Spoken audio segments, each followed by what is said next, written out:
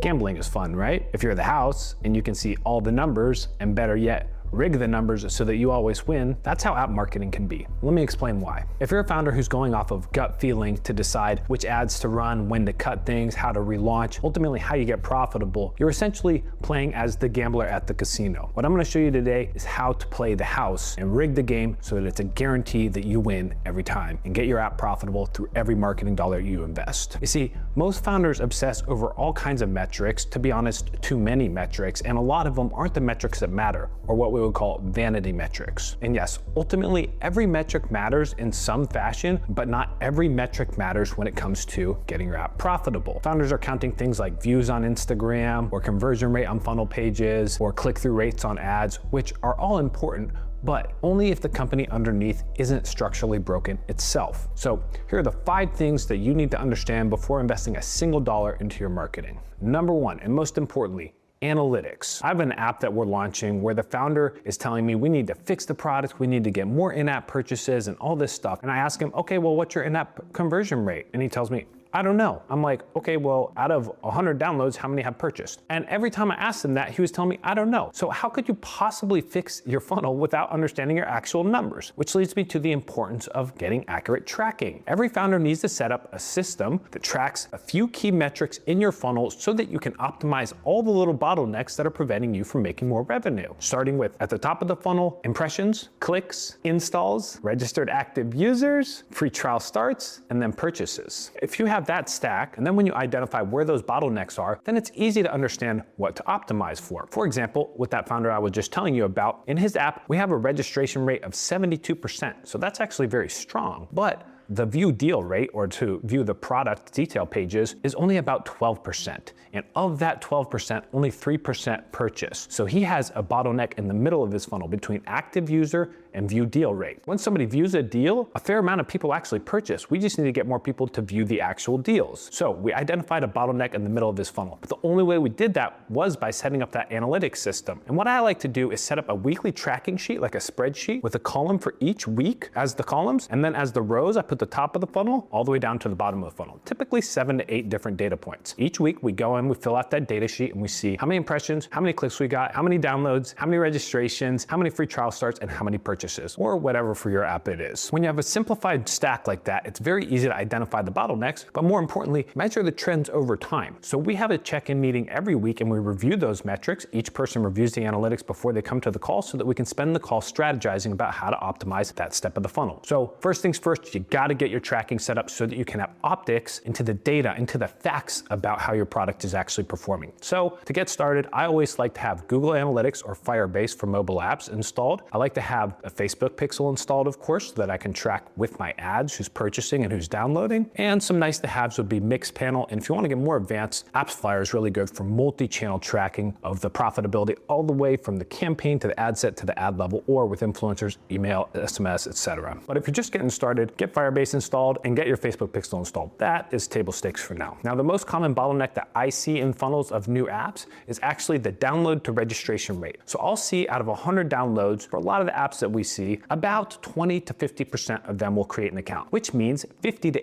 80% of the users are getting stopped at the door and never making it into your app experience because they never created an account and never became an active user. Get your metrics down, take a look at the stack top to bottom, and see where there's a major drop off, anywhere from like 20 to 50 to 80% of a given stage of the funnel, and that's where you want to optimize first. Remember, like Hormozy says, we want to optimize for the biggest constraint in the business that's preventing our growth right now, and only that constraint. Until that constraint is solved, don't work on anything else. Number 2 thing that you can do to rig the game so that you always win with your app is developing a product roadmap. So what is a product roadmap? A product roadmap is a plan or a document. In my case, I just use a spreadsheet that helps us prioritize all the different things that we want to build and how important those are to the users. The same case study I was just talking about with that Daily Deals app, they had all of these features, like 12 features that they wanted me to build. They had me review the product requirements documents for all of these different features. And in my my mind, I'm wondering, why are we building all these features? We don't even know what the customer's pain point is. We don't even know where the drop off in the funnel is happening. So again, I went back, made sure they had their analytics done. And then when we identified it, then I said, okay, what are the users asking for in the product roadmap? When it came down to it, they really only wanted about 1 or 2 of the features that were on the product roadmap or the backlog that we had created. And so what we do is we ask the users what's most important to you in a survey format, so we get quantitative data, and then we ask the users in a qualitative format, for example, getting on a Zoom call with them and ask, hey, how do you feel about this? What would you wish that we build? What's missing in this app? We combine that quantitative and qualitative data to decide how important that is to the user, aka how much revenue can we command out of that feature. So the way the product roadmap works is simple. Every time somebody has an idea for a feature, or when we get inspiration, we want to build something, or if there's a bug, we write it down on the roadmap. It's just a spreadsheet. Remember, line by line, write down all the different features and bugs and things that you want to do with your product. And then that's in the feature column. On the next column, you're going to put business impact in terms of ROI. The following column, you're going to put level of effort, as in how difficult it is. And I like to rank both of those on a scale of 1 to 5. So if it's 5 business impact, hugely ROI driven, very valuable feature, 5 level of effort, that means it's going to take a lot of time and money to build it. What we're looking for is the features that users request that have a high business impact and a low cost to build, or a low level of effort. If you want to get even more advanced, you could also put timeline as a column to help you understand how long it's going to take to implement something. And then beyond that, you could also estimate the cost to build it. And if you want to get even more advanced, you could add a column for the survey results and for the qualitative data. So the point of the product roadmap is, again, to be reviewed every week by a product manager or by the owner, the CEO, the founder, whoever. And basically what you're going to do is you're going to look at the data that's coming back from the users, the feedback data. You're going to look at the roadmap in terms of where we have bugs, where the user is asking for certain features, or where do we think new features need to be built. And we're going to try to find the features that require the least level of effort that have the biggest ROI. Not the biggest level of effort and the biggest ROI, but the least effort and the biggest ROI. Why? Because you need to conserve resources early on when you're a startup founder. You can't just be building everything and anything. What will end up happening is you'll get spread thin and the company will skid into the ground. Trust me, I've seen it way too many times. I've also experienced it myself. So don't overload yourself trying to be a mile wide and an inch deep. Instead, be an inch wide and a mile deep. So when you do that product roadmap review call, you and the engineers and the marketing team, the people who are bringing together product data and marketing data, discuss those features and then prioritize, hey, here's what we're going to work on. We're going to work on features 1 and 2, and we're going to work on bug 1 and bug 2. For the next 2 weeks, that's all that we're going to work on. This sprint, this 2-week sprint, we're going to work on these 4 components of the app. And then when those are done, we're going to ship it, put it in market, let users test it. And then after that, we can go back to the product roadmap and figure out, okay, what features do we build next now that we've released those key features that users were asking for, that we know are going to have a high impact and going to be easy to build. Now, if you're a first-time founder and you don't have a product manager, you don't have the budget to do it, simply comment roadmap below and I will send you my spreadsheet that has the whole pre-built roadmap that you can take and use for yourself. This doesn't have to be anything elaborate. All that we're trying to do is establish a rigor to evaluate features and help prevent ourselves from spreading ourselves thin. So look at the features, decide what's important, and then go into building what's the most important to those users. Speaking of things that new founders tend to miss when they're building a product or an app is managing developers. Managing developers is a skill that over 20 years could be spent on and you still would not master it. Why? Because these people are just cut from a different cloth than me and you. If you're a businessman, if you're a creative, if you're an entrepreneur, an innovator, you're going to be thinking differently than developers are. And I have this conversation with a lot of people who are either in my mastermind group or who are clients of mine, trying to explain to them that it is not as simple as saying, hey, I want this built, and then they say, this how much cost, this how much time it's going to take, and then they start working on it and it takes twice as long and it costs twice as much and everybody's unhappy. You're an unhappy client, so you're treating them poorly, and then they're an unhappy team because they're being treated poorly and nobody wins. So here's how to solve for that. And on top of that, you're often dealing with people who are overseas, so there's a language barrier on top of it, and nobody truly understands the rigor of how to manage a development team. So first, get your product roadmap in place. That will simplify things a lot for the engineers. And now, when you want to go talk to the engineers about building something, keep this in mind. Number one, it needs to be you,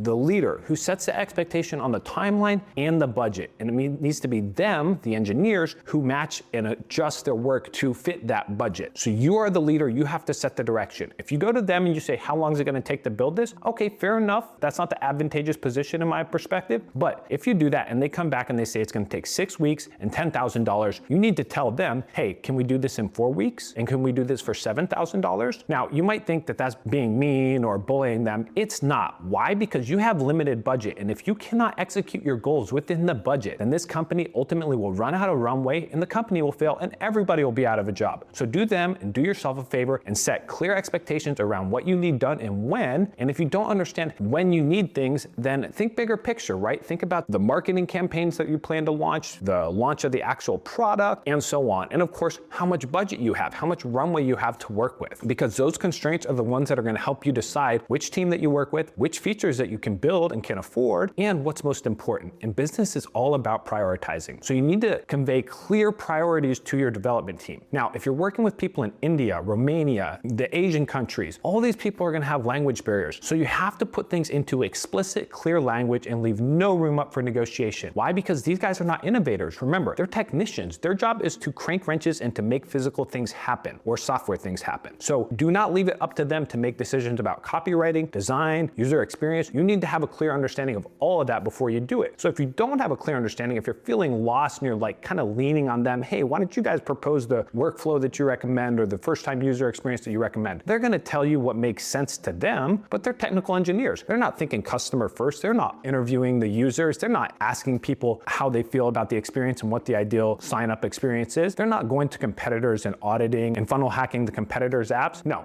All they're going to do is say, okay, you want us to do it? Okay, we're going to do A, B, and C. So if you don't know what to ask them for, maybe you need to bring in some experts for advisory. Maybe hire a UX person, off of Upwork to come say, hey, here's the onboarding flow that we want and why. Or maybe we say, hey, let's hire a UI designer to make these screens look really nice and take all the fluff out of the app. So when it comes to managing developers, it's all about setting the precedent and giving them clarity on where you need to go so that they can fall in line and follow you along. And you'll get much better behavior out of them because you're being a true leader and allowing them to simply and easily follow along on your mission and goal. But if you don't understand what that mission and goal is, maybe you need to go back to the drawing board and get more clear. Now, a lot of people end up getting held hostage by their dev team because that's the only team with keys to their product. They wrote all the code and they understand how the infrastructure works. So if you were to go to somebody else, you're gonna have to pay them to get up to speed on your app, and they may not know all the nuances of it as well as your original dev team. So a lot of people get stuck held hostage by their dev team, which is a completely unpleasant feeling. And here is how you prevent that from happening. When you go to an engineering team and you say, hey, I want this app built or I want these features built, easiest way to protect yourself against getting held hostage is to run that by 3 development teams, okay? You want to get 3 quotes, 3 perspectives. So you need to go to 3 different people so you can have a good, better, and best offer for building that feature and understanding what the budget is to achieve it and the timeline. So what I like to do is collect those 3 proposals, figure out who is the best fit for the job, offers the best pricing and the best timeline, and culturally aligns with me the most, and has the rigor that I'm looking for in terms of managing product roadmap, doing user interviews, that kind of stuff. And so then what I'll look at is the top proposal, and I'll say, okay, you estimated this at 8 weeks and $20,000. Do you think we could do this for $15,000 in 6 weeks, assuming that I give you ongoing work as a long-term client, since I have to build this product and run it for a long time? And then negotiate with them that way. And that way you regain control of the conversation and the situation because you've set the budget, you've set the timeline, and you've looked at comparing options so you know exactly where you stand and exactly what you want. And then when you get into it, you'll be much better off because you have that level of clarity, and so do they. Next up, in the things that I think a lot of founders miss, is running a sales team. A lot of people who are building apps come from a creative space, or maybe they come from a professional space like lawyers or construction business owners or whatever. And then they get into launching their app and they realize, I need to actually start selling something. Most people who start apps do not have training in sales. Most of them do not have training in marketing. A lot of them have come from an older world of business, maybe started a business in the 80s or the 90s or the 2000s, and things are just completely different now. So it's not that simple to actually be a good salesperson when you have no experience. But remember, your app has to sell. You have to make money on this thing to have a living, to have a successful company. Yes, you can raise capital, but at the end of the day, at some point you're gonna need to learn how to make the product sell and how to sell yourself so that the company can succeed. So how do we do that? Well, first off, you gotta have a CRM system, right? You need something like HighLevel or Pipedrive or Salesforce or any of these. You need something set up so that you can manage the leads of the people who wanna buy from you, whether those are users or whether you have a B2B app. You wanna have all your leads in a database so that you can remarket to them with email, SMS, phone calls, etc. Next up, you're gonna wanna have clear pricing and packaging. These are our different offers. Here's how much they cost, and this is what they'll get for you. And write that out in plain English. Not only does it establish it in the customer's mind, but it establishes it in your mind so that you can start to regurgitate the stuff off of memory and not just be winging it in every sales conversation. Next up, I think a lot of people forget about the sales process. For example, when I was a first-time founder, I went to these different businesses to pitch them for partnership because I had a daily deals app, a a fitness rewards app, and I would go in there and I would tell them how awesome my app is and how much business I can bring them and all this kind of stuff. But I kept finding that people would back off or get on their back foot or just kind of be a little cautious of me or a little defensive. And what I realized later is I didn't have any sales process. Here's how the sales process should look. You need something to hook their attention. We have a fitness app that gives you rewards for working out, and you have a running shoe shop so we can send you customers. Okay, that's your hook. And then you move to the problem analysis. This is the part that most people skip over. You need to be thinking like a doctor and going in and diagnosing their problems. So instead of going and pitching them the product, I would have just gone in and said, what are the marketing techniques that you've been doing lately? Have any of them been working? Have you tried working with an app? What is your main product that you're looking to move more units of? Ask questions like that so you can understand the challenges that they're encountering and then present your product as the solution to those challenges. So you gotta have a sales process. Now, I think it helps a lot to develop a pitch deck for selling so that you can have that process written out in a series of slides. That's the way that I like to do it. But either way, whether you're a B2B app or a B2C app, you're always gonna need to learn to sell because ultimately the product will sell for you one day too. If you've watched my other videos, you know that I say the onboarding experience should be formatted like a sales process. Hook, problem, solution, social proof, call to action. That's the sales process. And so you need to learn that methodology so that you can implement it throughout the app and throughout your sales process if you're doing B2B sales, so that everybody who comes in feels understood, they feel cared for, they get the problem solved, and boom, you make a call to action, you can sell them something. So don't forget about sales while you build. And the last major thing that I think every founder needs to think about is financial discipline and runway control. Another founder contacted me this week and said, hey, I got about 4 months of runway left, and we are only 3 months into the launch. So I'm like, you really need like 6 months of runway. Have you thought about this? And he's basically like, not really. And so I said, okay, let me review your profit and loss statement. I reviewed all of his expenses and I found out that they're spending $25,000 a month on development. Why? Well, because they're building like 10 features at once. So they're running up the bill on development. When, think about it, if you just took $10,000 of that $20K a month that was going to development and put it into marketing, you would probably get $10,000 to $20,000 in lifetime revenue out of those customers. So they're wasting all this money on development when they should be investing it in getting customers for the app. The whole point of this is that you need to think about your runway as a sequence, right? And then you do your budget for each month accordingly so that you know, okay, we're gonna break even in month 4, and then after that we can start spending more on advertising, and we're going to spend this much on marketing staff, we're gonna spend this much on product staff, we're gonna spend this much on A, B, and C other features. So you gotta think about this as a real business. If you don't, what you're gonna run into is that same issue where the runway runs out and then the company, right as it's about to take off, fails. That's exactly what happened to me. I was right about to close that deal with Kevin Hart, and the plane was just about to take off. And then the deal fell apart, but I was out of runway, so I couldn't continue to run the business. And that was ultimately super crushing for me. I still regret it to this day because I think that company would have been very, very successful had I planned my runway properly. So when you're thinking about this, make sure that you lay out a budget, a monthly budget, and understand how much you can spend on marketing, for how long, how much you can spend on development, software, all those different features that you're gonna be having to invest in to build this app. Here's a simple rule of thumb that you can go off of. If you can't explain exactly where your burn rate has been going to for the last 30 days, then you are not ready to scale and you need to take a pause and reflect and get that under control. Next up, I always negotiate with vendors, whether it's developers, whether it's staff, etc. Always negotiate with vendors and get the absolute minimum cost that you can afford to pay to get incredible service. Next, when you have people in sales positions or any positions that's performance oriented, you want to put them on performance-based compensation plans. You need to trim waste constantly. I'm in there every week or every month, shutting down SaaSes that we no longer use anymore, laying off people who are not contributing to the mission or who are costing us more money than they're making us. You have to be managing your finances like a hawk. And lastly, raising capital is not a business model. Raising capital should be accelerating the momentum that you already have. If you're at a dead stop and you have no revenue coming in and no profit coming in, raising capital is only going to be a drug that abates the need for fast action. So use capital raising as a tool to get more momentum by putting more fuel into the machine, but you have to understand that the machine needs to be on before you're going to be able to raise capital. You need to have some traction, some history, and some machine that's working before you can put more fuel into it. If you raise a bunch of capital to do all this ground level work, then you're not going to get a lot of ROI out of it. So it's better to raise capital as you're scaling up after you've got to that 5,000, 10,000 users and you've proved out the traction and profitability. Now, raising is also a super open-ended thing and it's a very difficult process. So a lot of people who start raising when they need capital, when they're running out of runway, end up running out of runway while they are raising capital. So don't bank on raising capital. Use this as a secondary option so that you can go to the capital raising table with leverage and power and not desperation. Trust me, investors, including myself, will pick that up very quickly and just turn you away. We won't want to waste time with it. And don't wait until you're running out of money to raise capital. Raise capital when you have money so that you can show big numbers on the books and you can impress people with the momentum that you already have. So don't be the gambler who's smoking cigarettes and going to the slot machines and spending thousands of dollars only to have a little win now and then that ultimately gets lost at the end of the night. Instead, be the casino who owns the numbers, controls the ratios, sets up the algorithm, and decides how to make this model profitable so that the house always wins and you are that house. So if you like this video, hit subscribe for more app marketing videos, and I'll see you in the next one.